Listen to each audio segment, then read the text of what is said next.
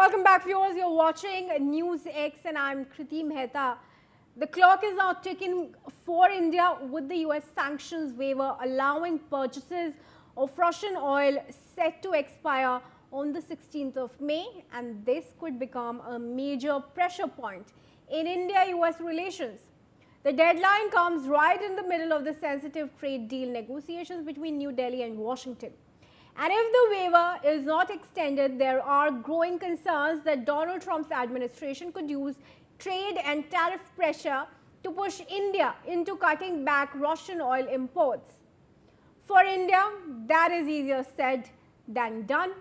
Russia now supplies more than half of India's crude oil imports, with purchases touching nearly 2.4 million barrels per day.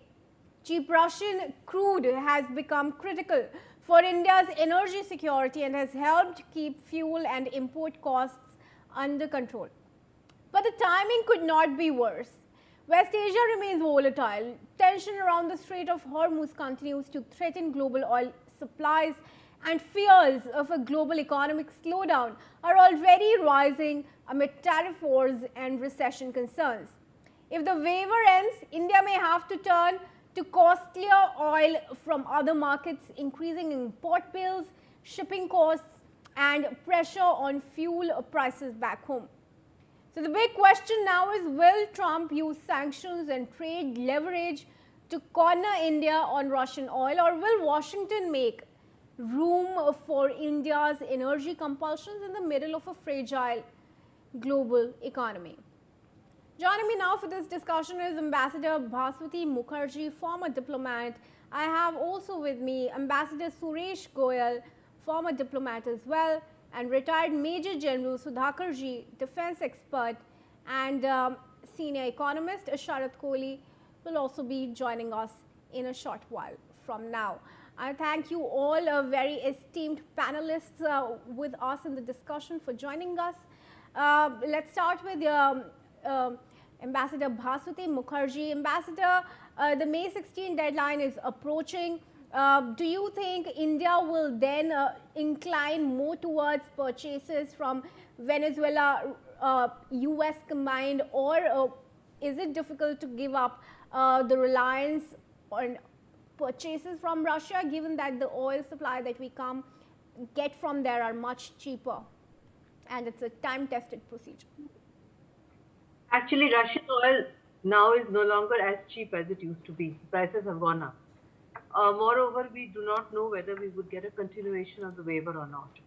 But in any case, as pointed out by our energy minister, we have in any case diversified crude sourcing from 27 countries in 20067 to 41 countries today.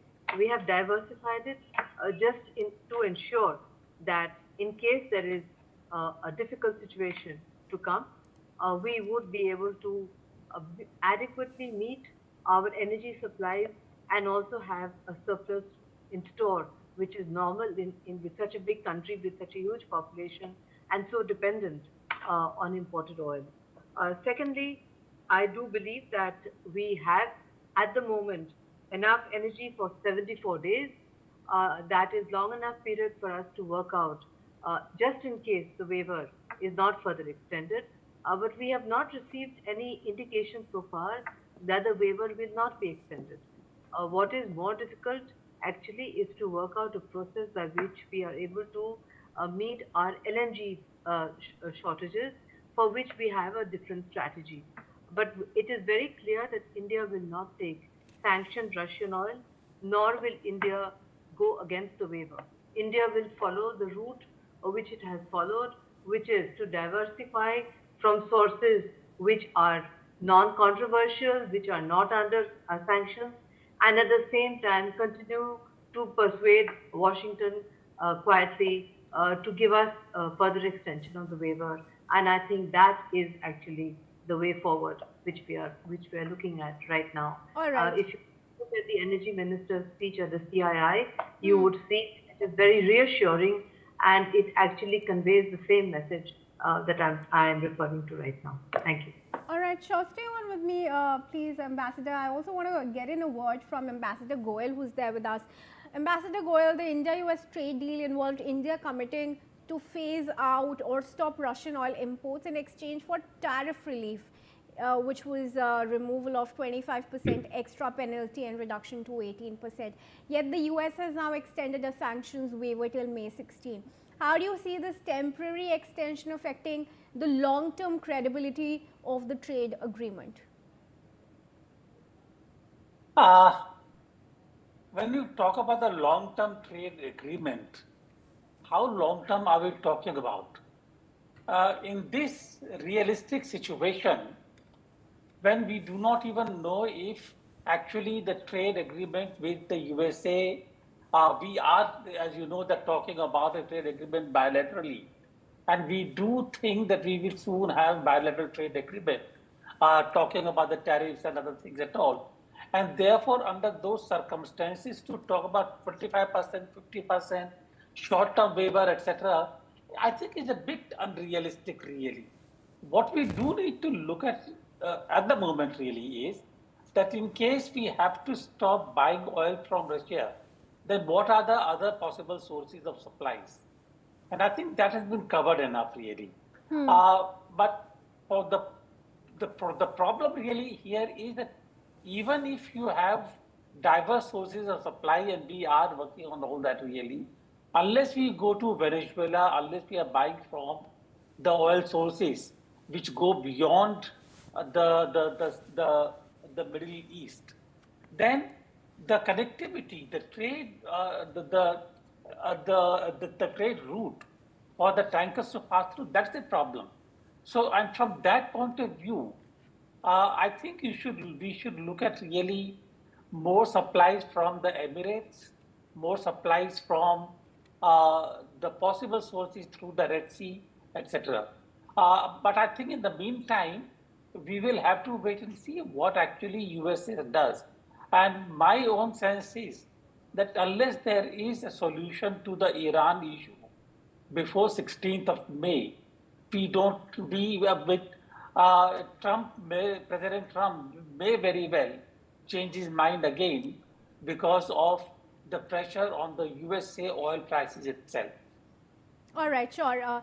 General Sudhakar, want to bring you in as well. How does this episode actually strengthen or strain the Quad and broader US-India partnership against China?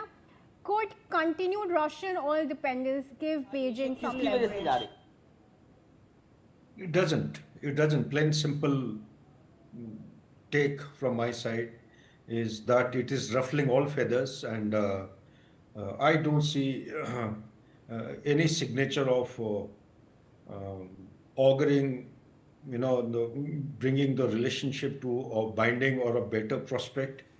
It only adds on to the confusion, compounds the kind of trouble spots we have been witnessing in the world.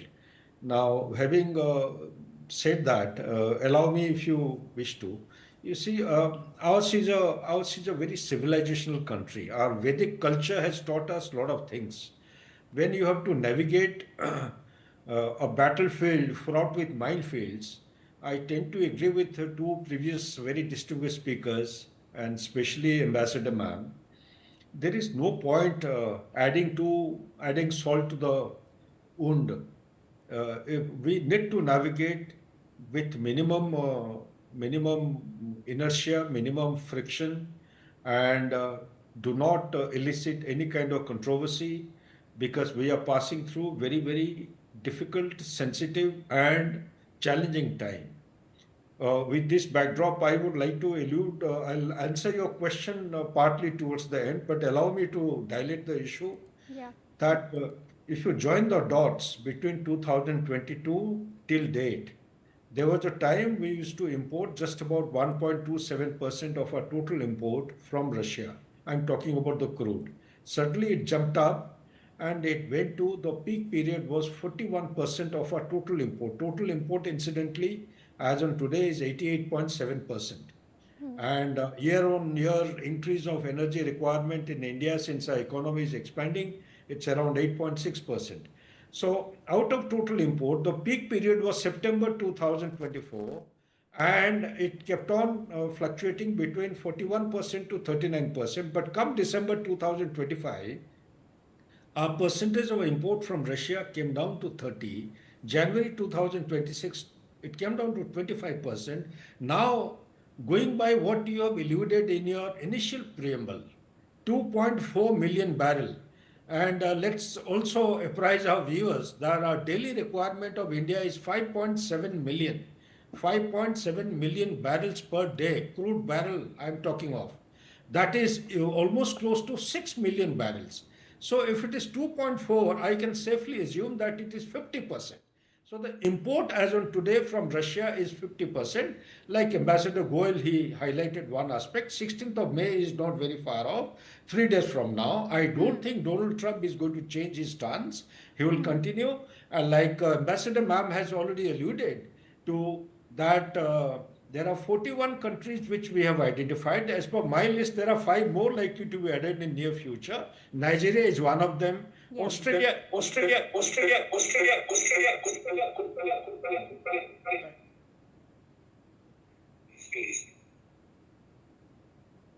So with diversification. All right, some audio glitches, General Sudhakar, with you. We're trying to fix that. For now, I want to come back to Ambassador Bhaswati Mukherjee. Ambassador, is India now in a stronger bargaining position because of the global supply crunch, or is it walking a tightrope still with Washington as far as the trade deal goes? That's a difficult question to answer because I doubt if even Mrs. Trump knows what is in Trump's mind. So how would I be able to tell you what he's thinking vis-a-vis India? But I can certainly say that from my own sources of information that we have been treading a very cautious path. We have been continuously in touch with Washington. We cannot rule out the possibility of a further waiver. And at the same time, we've done what was required, which is we have diversified to 41 countries. General Sudhakar was saying 5 more. It could be, my information was 41 countries. And that should be enough to tide us through. And in the meantime, this back and forth between Washington, between US and Iran, in my perspective, cannot continue beyond the next 6 weeks to 2 months because it is already impacting the American economy. Americans are getting very upset. The midterms are in November, so he can drag this on beyond a point because it is impacting drastically his domestic rating. He may not care about India being in a difficult situation or anyone or the EU being in a difficult situation, but he certainly cares about his domestic ratings, and his own MAGA base is getting very, very alarmed. So I think that this situation, which is of great worry to I would think to everyone across the globe, might get sorted. Let's not forget that he's also going to China tomorrow, 13th to 15th are his dates for Beijing. Maybe some kind of deal will be worked out, which will also include Iran, because Iran is heavily involved in Chinese support to Iran during this difficult situation. Maybe some kind of a deal would be worked out. But certainly, I would take this opportunity to reassure your audience that we are not in a difficult situation. We should not cause any panic amongst the public. We have more than 74 days of supply. We will do what it takes to get more oil. We have diversified our supplies. And therefore, what is very important is that we should conserve, as Prime Minister has said, try to conserve and cut down on use of oil and purchase of gold. But at the same time, we should not get into a panic at all. That is not required at all. The government has taken adequate measures to ensure that there will be no panic. Thank you. Right. Sharath Kohli is also joining me now in the discussion. Sharath Kohli, thanks very much for joining us firstly. But I want to simply ask you that post May 16, if India shifts away from Russian oil, what would be the impact, estimated net impact on India's trade balance? current account deficit and overall export competitiveness? Well, good evening, Kriti, to you, my fellow panelists and NewsX viewers. My humble apologies for getting delayed in joining. There were some connectivity issues. I'm currently not in NCR. I think $140 billion was the total quantum of oil that we imported in the previous fiscal, which is 25-26, which is just ended a few weeks ago. I really don't think, Kriti, that India is going to, follow that May 16 silly deadline, shall I say. Who's given this deadline? US, that we are lifting the sanctions. I don't think US at this point of time is in any position to dictate terms. It has a million problems to sort out. I agree with Ambassador Mukherjee. It has a mountain to cross in China because China is deeply upset because closure of Strait of Hormuz has disrupted Chinese energy supply, which was coming from Iran in a major way. And China is very unhappy about that. And President Trump should not forget that his rare earth mineral deal, which is why he's going there, by the way, Pentagon has run out of arms. His Patriots and Tomahawks, they're all the stock is getting depleted faster than he could imagine. So to make new ones now, he badly needs those rare earth minerals. And China had given a 1 year time. Remember last year at the same time, this was a 1 year temporary deal, an ad hoc kind of an arrangement made, which is why he's going back to China. This situation, this is despite the fact, we should note this, despite the fact that China is now, it's all in the open, that China has openly supported Iran in more ways than one. So you can imagine that despite all this, President Trump now has to go and meet them. It's not that Xi Jinping is coming there. He is going all the way. So I think President Trump's position as a statesman, as a person who was in dominating position after this war, whatever credibility that was there, I think that has been eroded completely. So I have my doubts, if you ask me honestly, although the real answer lies with Ministry of External Affairs and Government of India. But I really don't think India is going to listen to that May 16 deadline. I don't think India is going to obey that because at this point of time, look at the oil prices, look at the crude oil prices. On Friday, Kriti, it seemed when it went down below 100, it seemed that probably there is a deal which is in the offing. This yes and no, yes and no. 3 times a week, it appears that there is a deal going to be done. Another 3 days a week, it seems there's going to be no deal now. That is when Prime Minister realized that there seems to be no end in sight of this problem, which is why he came forward yesterday to make this appeal.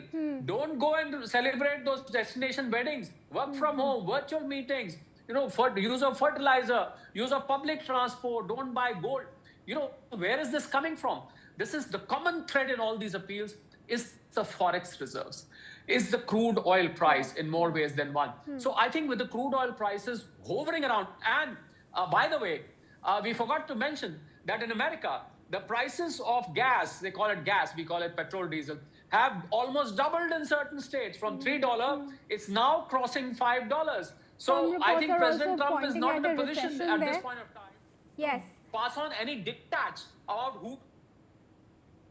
In fact, we are also bringing reports, some that are inferring that US may be sleepwalking into recession as some stocks are plunging, whether it's Whirlpool or others. Ambassador Goyal, I want to bring you in for a final word. From a diplomatic perspective, how is India balancing its strategic autonomy with US expectations? And does New Delhi, as Sharat Kohli was asking, does New Delhi view the May 16 deadline as flexible or a hard stop? Very often when Sharat Kohli was speaking, I felt like applauding and clapping, and it was a fierce speech, I must say. And thank you very much for putting some energy into what India should be doing. Unfortunately, I think the people who are taking decisions in the government of India, they are slightly quieter and they are not so fierce as the speech was. So my sense is there are 2 or 3 things here.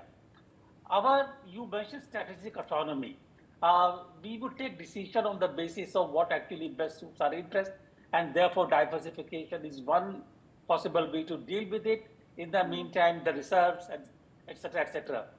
But I think in the sense, the way things are going, if we have to make an assessment, President Trump does not have much of leverage to really continue with the game of Iran the way it is going on. He will have to sooner or later, as Ambassador Mukherjee mentioned, Sharad Kohli mentioned, sooner or later he will have to basically come to an agreement, and that would basically involve opening the Straits of Hormuz. Have you wondered why USA, in terms of agreements, everything is okay, continuing. But as soon as it comes to Straits of Hormuz and the Iran insists that it must be opened, uh, the American blockade must be removed. There is suddenly a flutter in the USA because USA has also realized that it is a strategic game now, really. But Kirti, all said and done, while we can all keep on assessing, speculating, and everything, we will have to wait. All right. My sense is the USA probably will blink. Okay, sure. That's all I have time for. Thanks to everybody for joining me, gentlemen, and Ambassador Mukherjee. With that, it's time for a very quick break. Stay tuned to NewsX.